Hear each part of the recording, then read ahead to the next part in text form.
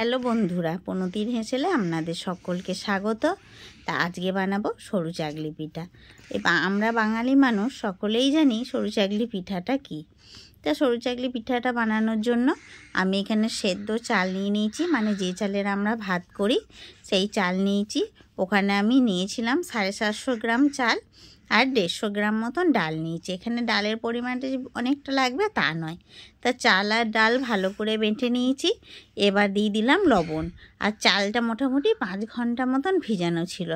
আর এই সরু চাগলি পিঠাটা টেস্ট বানানোর জন্য আর একটু দিয়ে দিলাম আদা মৌরি বাটা। এইটা দিলে খেতে ভীষণ সুন্দর হয়। এইটা আমি আমার মায়ের কাছে শেখা। তো মা এভাবে বানাতো আর খেতে এত সুন্দর লাগতো না, কি বলবো আপনাদের।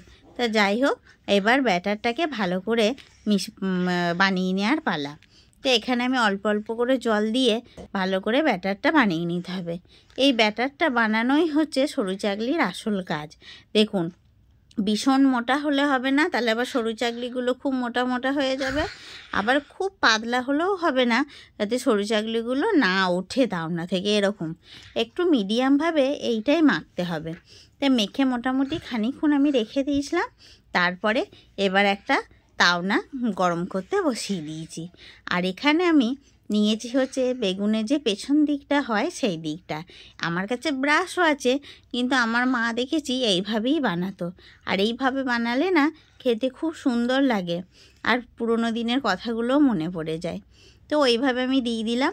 আর যেহেতু মারা তাল পাতা দিত, আমার কাছে তো তাল পাতা নেই, তাই আমি তেজপাতাকে ভালো করে 2-8 করে কেটে নিয়েছি। দিয়ে এইভাবে 2 হাতা মতন ব্যাটার দিয়ে ভালো করে ঘুরিয়ে নিলাম। ঘুরিয়ে নিয়ে এটাকে আমি 5 মিনিট হতে সময় দিয়েছিলাম। আর 5 মিনিট পর ওটা আমনি চারিধারে ওপরে উঠে আসবে, তখনই বুঝে নিতে হবে সরু চাগলি পিঠাটা হয়ে গেছে। তো এইভাবে দেখুন আমার খুব সুন্দর একখানা পিঠা হয়ে গেল। আবার আমি বেগুনটা দিয়ে তেল বুলিয়ে দিলাম, আবার 2 হাতা মতো নিলাম। এখানে যার যেমন তাওনা সাইজ তার তেমন নিলেই হবে। যে আমার 2 হাতা লাগছে বলে 2 হাতায় নিতে হবে এমন কথা নয়। তো এইভাবে আবার তেজপাতা দিয়ে ভালো করে ঘুরিয়ে নিলাম। ঘুরিয়ে নেওয়ার পর আমি আবারও 5 মিনিট হতে দেবো।